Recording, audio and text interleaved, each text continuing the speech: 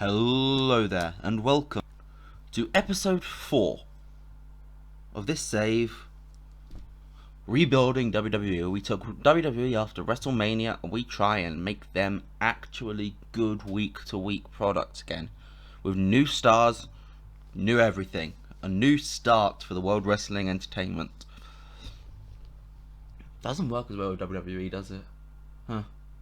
Never thought of that before. But we've got the second week of Smackdown here. If we have a quick look at what happened last week, we've got a new general manager in Trish Stratus. We've got Imperium made their debut. Ricochet started his open challenge.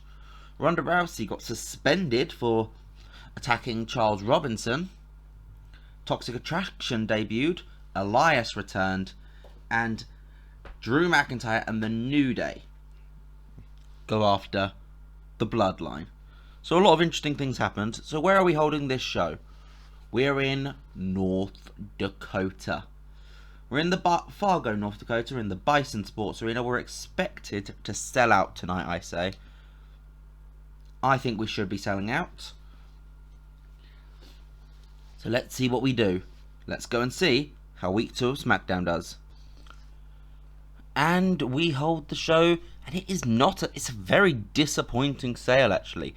5,130 when we were anticipated over 6,400. So I'm a little bit nervous as to why there's such a disparity there. And we start off with the Bloodline. Paul Heyman, Roman Reigns and the Usos. They come out, they cut their promo. And they challenge. Because the main event tonight will be the Usos versus the New Day for the tag titles. And Roman challenges Drew if he really wants to go through the Universal Championship, the WWE Championship, the one true championship in WWE. He's going to have to run the gauntlet. 3 matches for my 3 Stooges. And quite hilariously, you see Paul Heyman freaking out about this. Because, you know, the implication is that, well, Reigns is asking Heyman, Jay and Jimmy all to fight Drew McIntyre. And Roman says, if Drew can beat my 3 Stooges, then that's it. He will get a unified world title shot at Backlash. But if he loses even one of those matches, he can go to the back of the line and wait for it. 71, great promo from the Bloodline, as you'd expect. Volta makes his singles debut, and he squashes Anthony Gutierrez, local jobber, 3 minutes with the lariat. Bang! 55 for Volta, which is great stuff. Loses heat in the storyline though, but we're hoping that will sort itself out later. It is an undercard story, so I'm not panicking about the heat, but we'll work on it. Ricochet issues the IC Open Challenge. He's not great on the mic, which is an issue, but boy is he good in ring, so an Open Challenge is the perfect thing for him. And Ricochet and Shinsuke Nakamura draw in a double disqualification because of Sami Zayn interference. Sami Zayn comes out and attacks both of them. Lays them both out, hits haluva kicks on both. Double DQ, no title changes. 61 rating, great stuff. Obviously, you know, if this was a legitimate match on a pay-per-view, it would probably be better without the DQ finish. But as of right now, we're going for the DQ. Because I don't really want either of them to lose right now. Because this is going to build into a feud. As you can see, the storyline, the workhorse belt begins. 61. Trish Stratus is sat with Charles Robinson backstage. And Charlotte Flair comes in and she starts bragging. She beat Ronda. Ronda shouldn't even be in here anymore. Ronda shouldn't even be in the picture. Why is Ronda complaining? Nothing's going to change the result, and nothing ever will. It will always be proof that Charlotte Flair is better than Ronda Rousey. And Trish, you can see, is starting to get a little bit annoyed with Charlotte. Gets a 78 though. Great promo from all the people involved. Mainly because we didn't rate Charles Robinson on promo, because he would have dragged this down miles. But a 78 is a pretty solid stuff. We then get tag team match as the Viking Raiders, Eric and Ivar, take on Los Lotharios, Angel and Humberto. And it is Los Lotharios who pick up the victory when they hit their double team move. I don't know what it is. We'll say it's a wing clipper with a shotgun drop kick from the top rope. We'll say that. Because, you know, maybe it is. Maybe they could pull that off. But they pick up the victory after. But Elias does get involved in this match, tripping up Eric and holding him back at the end of the match, meaning he can't break up the pin. It's a pretty simple finish. Gives the heel team a lot of heat because they cheated to win against a team which, the fans like the Viking Raiders. Everyone likes the Viking Raiders. People prefer War Machine, but that's a different story. 49 rating, decent stuff. And we get Happy Talk. Happy Corbin and Madcap Moss come out. Madcap Moss won the Andre the Giant Memorial Battle Royale. Corbin lost to Drew. They weren't on last week's show. They're back. They're hosting Happy Talk. And they cut this promo. And suddenly,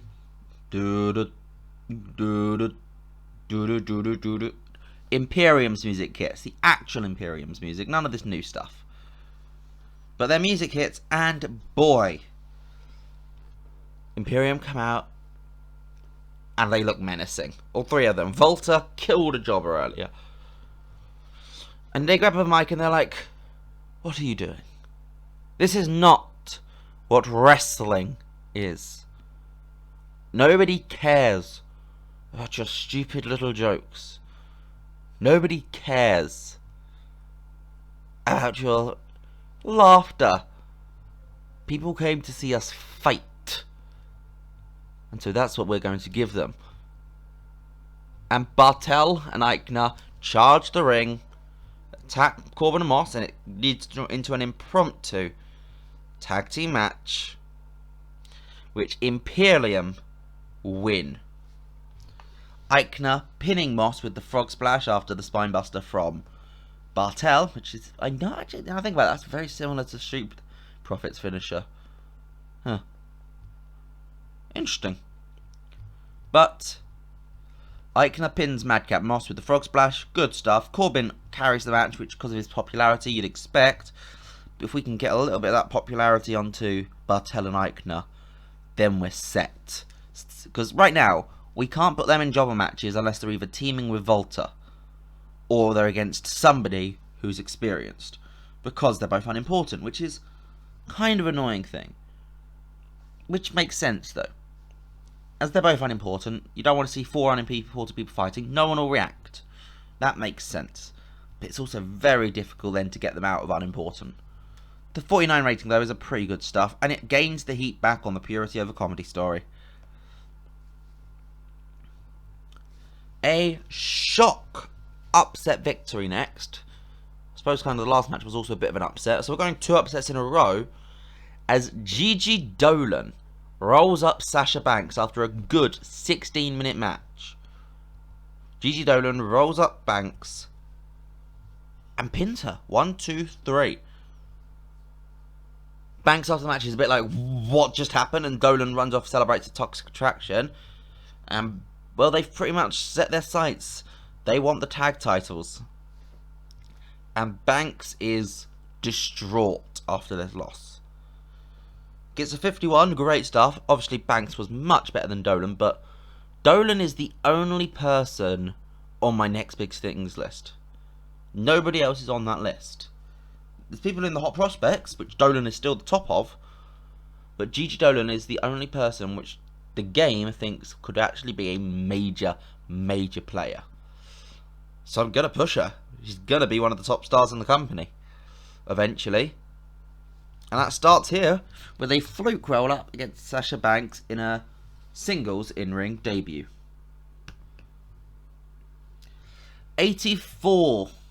Drew McIntyre attacks Roman Reigns backstage. Takes him out. Hits Claymore, Claymore, Claymore. 3 Claymores backstage in total, including the third one sending both people through a table. Which is a great spot if we can pull it off. I'm pretty sure these two could. Gets an 84 rating. And also takes Roman Reigns out of contention in the main event. Which sees the New Day lose to the Usos. Double super kick from Jimmy Uso on Xavier because of interference from Jacob Uso.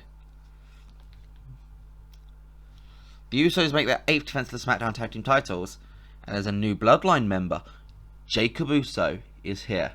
And of course, it's Jacob Fatu. When Reigns was talking about his 3 Stooges, he wasn't talking about Heyman. He was talking about the Usos. Jimmy, Jay, and Jacob. 69 rating to end the show. Overall, 69 as well, which is actually, I think, our weakest show so far. But, as I say every episode, I don't care what the rating is. I want to know what you guys think. Let me know. Where do you think we're going? What do you think we should go? Are you enjoying where we're going? Let me know in the comments down below, and I'll see you guys in the next episode.